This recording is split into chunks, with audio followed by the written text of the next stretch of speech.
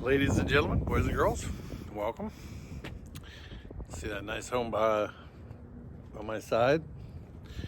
You know, one of the things to keep in mind is, a lot of times we drive by these very nice homes, and a lot of times people wish, boy, I wish I had a home like that. And if you can afford it, that's nice. But these days, there's people, they want to buy a home and they want to buy homes, but the truth is you got to find out about all the energy involved in the home. In other words, the heating, the cooling, what's it take to run it every day? How many refrigerators, freezers, all this, washing machines, a lot of energy, hot water, on-demand hot water. And you have to be aware. And a lot of times we look and we think, as we look at these homes, it's like, wow, those people have money. They got some money. But sometimes you look at the home and you start realizing they don't have money. In other words, you can see where it's lacking paint or it's not receiving maintenance. And then we don't really know, are the taxes paid? Are they paid up on their taxes? Can they afford the insurance that's been rising? I definitely have felt it over the last month of my auto insurance, my property insurance definitely has received an increase. And basically, the insurance companies are sort of like politicians. They have this mentality, gee, we'll just raise taxes, that'll solve all their problems. But they don't realize, because they're so far out of it with people who walk on the ground and work for a living, unless they're giving it away free to those who don't work for a living and don't earn nothing. Insurance companies, well, we're losing in California and we're losing in South Carolina, we're losing because of the hurricanes, we're losing in Florida. So, the people in the good states will just raise their premiums and charge them more. But the problem is, as the economy crashes and people can't afford your insurance, they're going to stop paying it. Sort of like what they're doing to their debt right now. A lot of credit cards, it becomes unimportant. They can't really make the house payments anyway, so they can't pay the insurance. So why pay the insurance? And to even keep your house payment, you have to be able to have the house insured. But for the people, it's getting more difficult, especially in California, to get coverage, even with California Unfair Plan, which is, it's all bull. And even it goes up and is ridiculous. So a lot of these systems are breaking down, and eventually it's going to affect everybody. But one of the main things I want to talk about is, like, when I look at some of the homes that are behind me, they're 3, 4 bedroom. They're pretty nice homes, 6,000, 4,000 square feet, depending on where you're at and what's going on behind it. But the problem is what's the home of the future?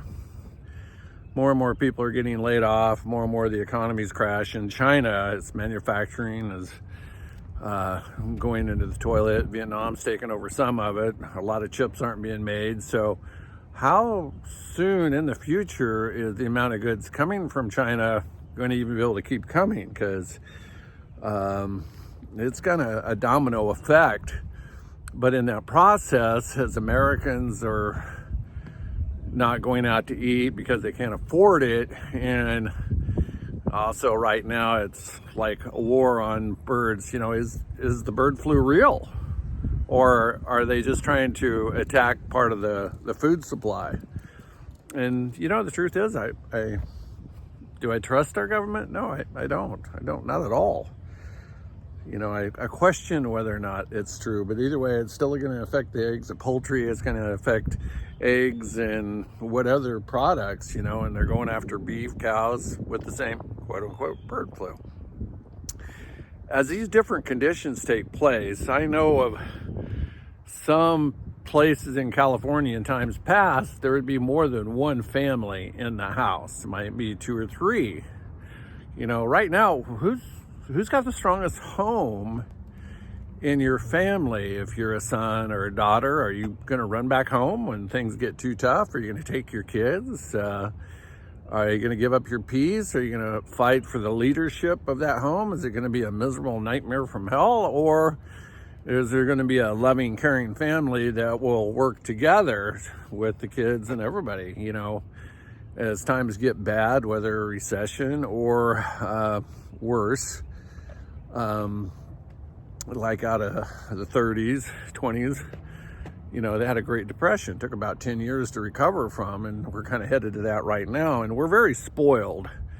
We've had it good for quite a few years, but as we turn our hearts and minds away from the things of God, I think we reap and so more difficulties. The blessings start to come off. I mean, when you've got all the demon cats that can vote for, basically what's a pile of cells and, a woman's right and all this. Basically, it's, to end the life.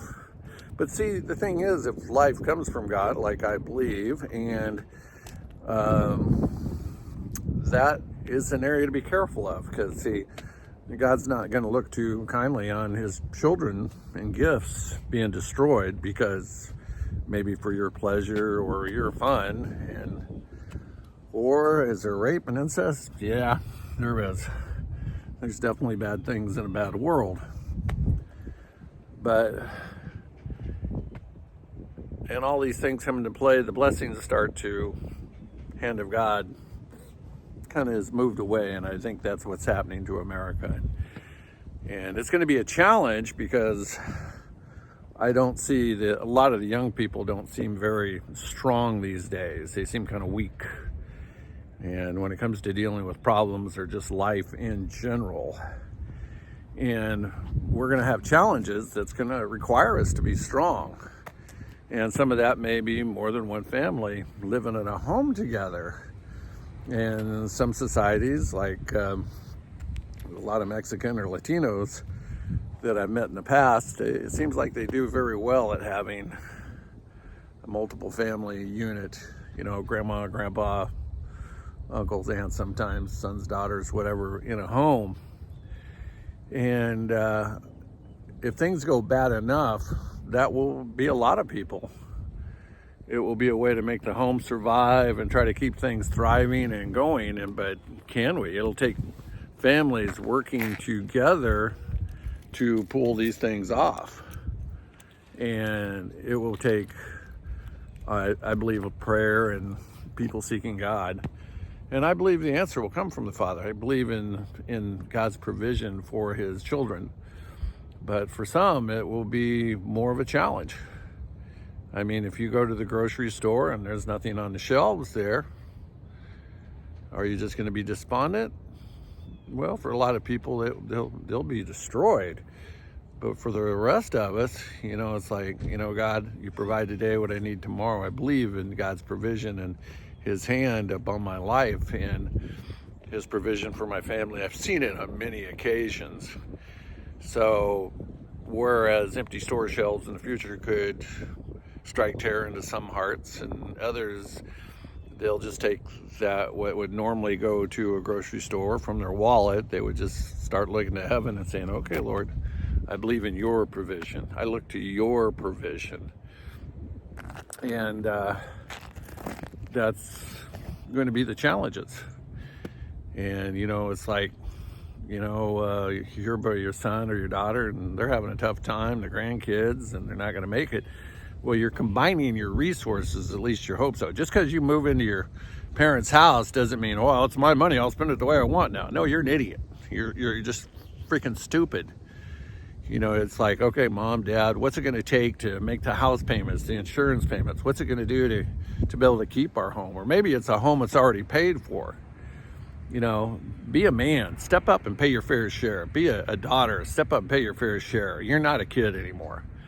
And it might be difficult for even the parents. I've seen a lot of old people go back to work right now just to be able to pay their property tax, because all these bright politicians will raise property tax. That'll solve all our problems.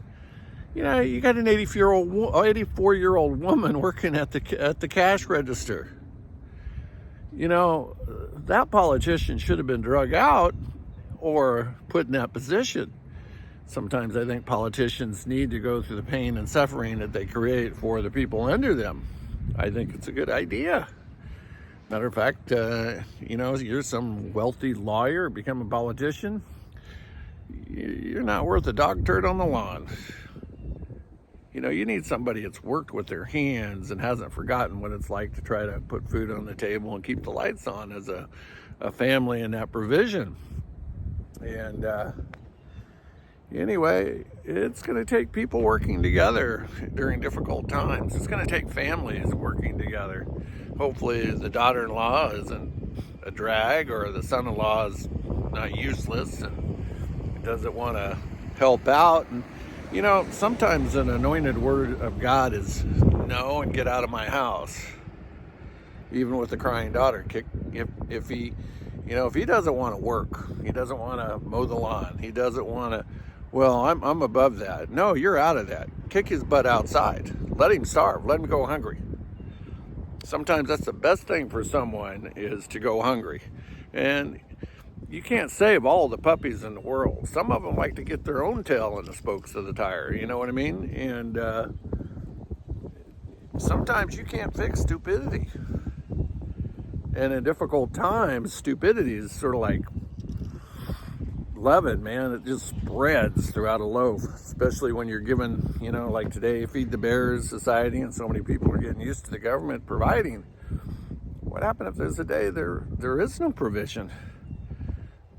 I mean, how devastating would it be if there was no Social Security checks coming in, or welfare, or food stamps, and all this, because you're used. See, the idea wasn't as a life plan to live on this until you die. A lot of these things were meant for provision for you to step up. But the government, for some reason, kind of forgot that there's supposed to be a stepping up, a change. It's like, do I believe in welfare? Yes. Do I believe in food stamps and different things? Yes, I do. I know families that have needed and succeeded, but they moved on. They stepped out. At a certain point, it went off. It stopped. And they were ready when that happened. But if there's no 6 months, 1 year, 2 years, 3 years down the road, and if you sign up for these programs and you got 2 kids, don't have a 3rd kid and expect more money. That's just stupidity. It's just not the way it should happen. Sometimes the thinking right now is so whacked out, and there's no common sense. There's no logic, especially with certain political people. It just makes no sense. But the challenges are going to come. We're all going to face them, and it's not the end of the world. It's just not a world we're used to. But I think people of faith will do very well, and we'll move forward and move on. And we will step up. That's what we're supposed to do, become the men and women of God. Some will become stronger, some will walk away. Hopefully you're the ones that will become stronger. And if you're in that situation where more people are going to be moving into your house, I hope you're ready. I hope you're mentally, physically, and spiritually ready. And also, if someone comes in and, they're into porn and they've got bad language, and yet you have a Christian home, you set the rules. They don't. Well, I'm free to do this. It's free speech. Well, the door's there. The road is outside somewhere. Your free speech is down the road. My house, my rules. Or get out of my house. My dad very much was the man in charge of our home. It wasn't even a question who made the rules. And I obeyed those rules. The Word of God says to honor your father and your mother. Some narcissistic person that thinks self-importance. I get a kick out of these people like they're their own God. And you suck as a God, because you can't create, you can't heal, you can't do anything that makes you a God. You got a puffed up personality, and that is like a God. The God of this world, the devil, walking in pride, overvaluing yourself and your own importance. Should be making a difference in the lives of others. So, believe God and move forward. Thank you. Be blessed. Have a good day.